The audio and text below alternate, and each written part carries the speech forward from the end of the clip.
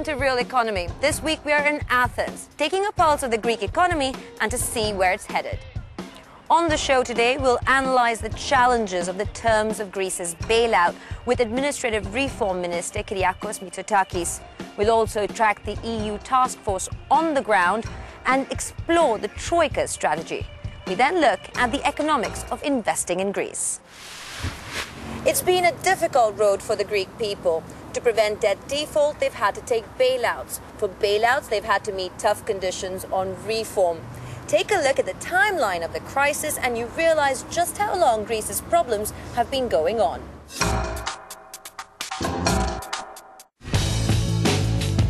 On a rocky road as far back as 2004.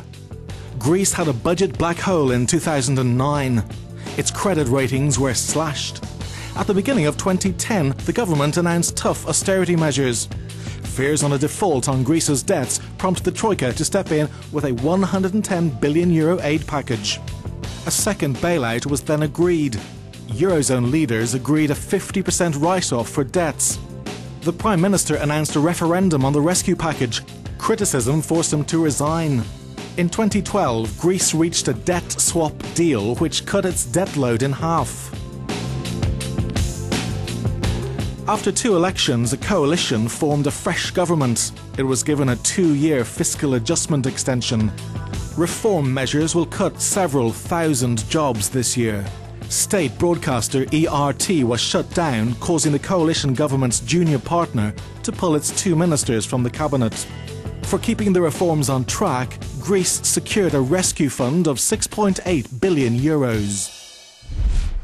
In its 6th year of recession, we know Greece's GDP has been steeply declining. The EU, the IMF and the ECB have all been pushing for reform, but that's really hard to achieve in a country where unemployment is spiking and access to basics like healthcare has become near impossible. Sebastian Lebelzik shadowed the task force on the ground while analysing the Troika's strategies and solutions. The offices of the Greek government, where the Secretary-General meets every week with task force members. Its work ensures the €183.5 billion are spent wisely. The meeting is normally off limits to cameras. However, today we're allowed to observe.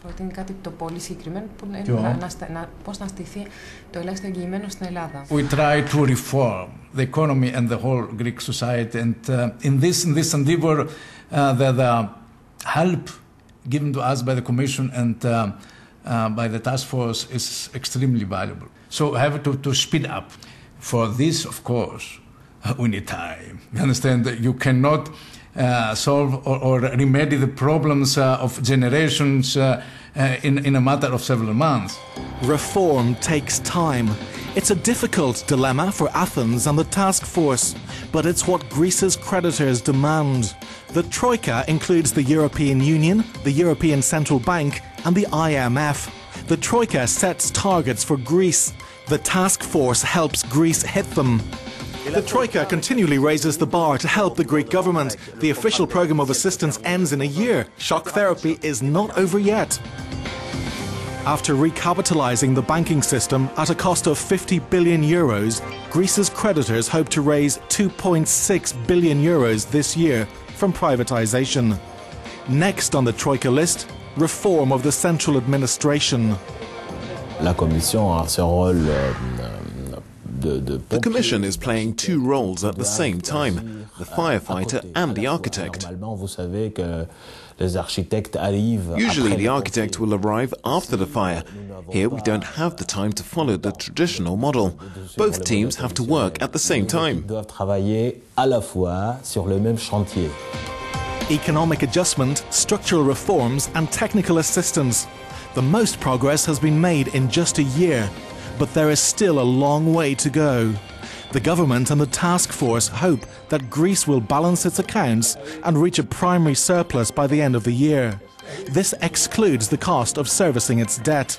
Athens hopes that when it reaches this milestone, it will get further financial support from its creditors. The Troika has already disbursed 210 billion euros to Greece since 2010 based on certain reforms. Now, some of those reforms fall under the purview of the Ministry of Administrative Reform, headed up by Kyriakos Mitsotakis. I caught up with the man and put to him some of the questions top of mind for Greeks and the international community. Why do you fire people? They end up on the streets. There's no room for more catastrophes. Workers' rights are bordering unacceptable. How could you go to a school and see children with no teachers? Mr. Mitsotakis, the question on a lot of Greek people's mind is why the public sector and why 25,000 jobs in the mobility program? What's your answer? The truth is that, unfortunately, over the past 3 years, very little had happened on this front. And there's an explanation for this. In the public sector was, in a sense, the last bastion of old patronage politics.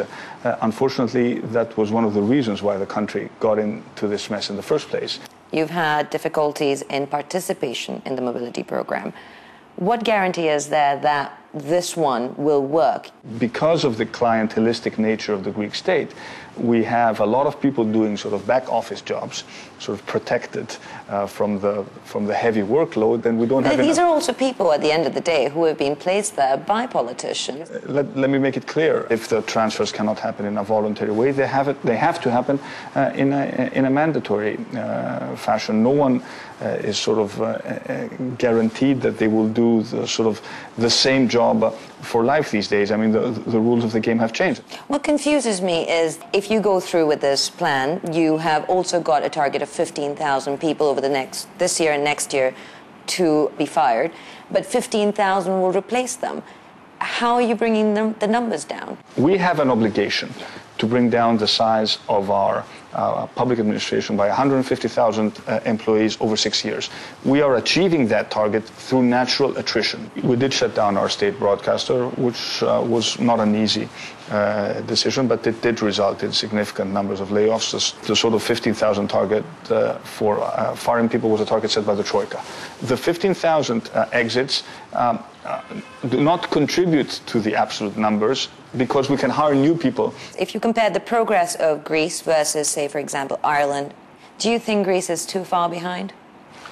Well, Greece had to make the most serious fiscal adjustment and of all the other countries, and it paid a very heavy price. The IMF itself acknowledged the fact that the program was not properly designed from the beginning. Who do you blame? Some blame also needs to be placed on our side. Had we, for example, moved, as I told you before, more aggressively in addressing the problem of public administration reform at the beginning of the program, maybe the results would have been different. Because a great problem that Greece is facing right now is how it can pull itself out of this recessionary trap. I mean, this is a depression. All of these reforms, can it actually bring the debt load down? If we achieve a primary surplus on the fiscal side, and if we move aggressively on our reform agenda on the other, I am sure that our creditors will at some point reconsider our situation. But what's the plan for creating jobs?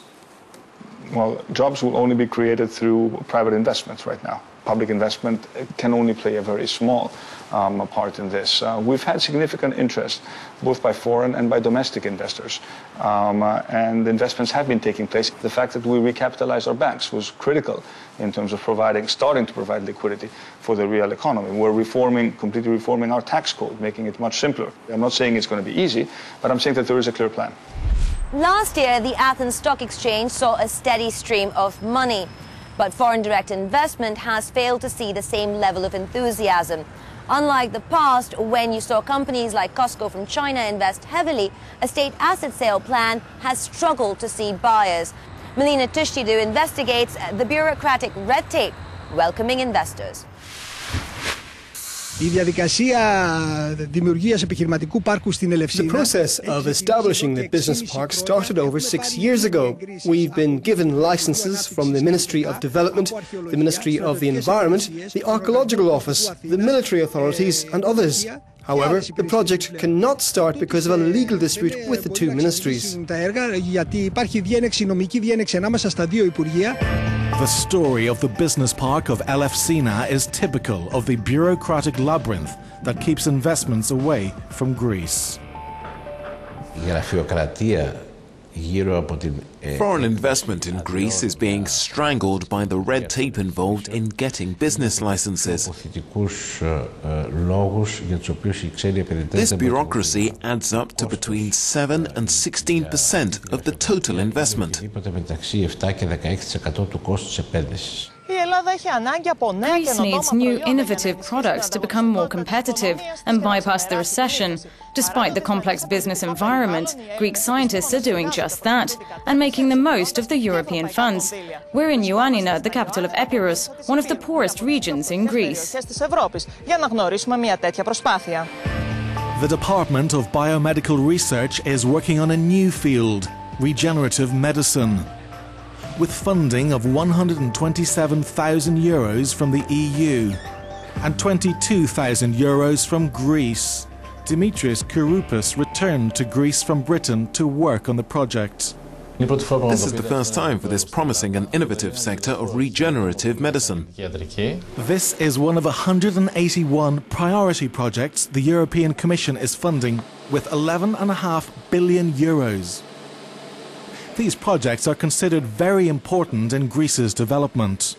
Ένα σημαντικό χαρακτηριστικό της αναγεννητικής ιατρικής είναι η ανάγκη. Regenerative medicine is growing and developing through technology and investment. If we don't take full advantage now, we'll end up importing these products at great expense in 10 years. Αυτά τα προϊόντα από το εξωτερικό πανάκριβα για τους ασθενείς μας.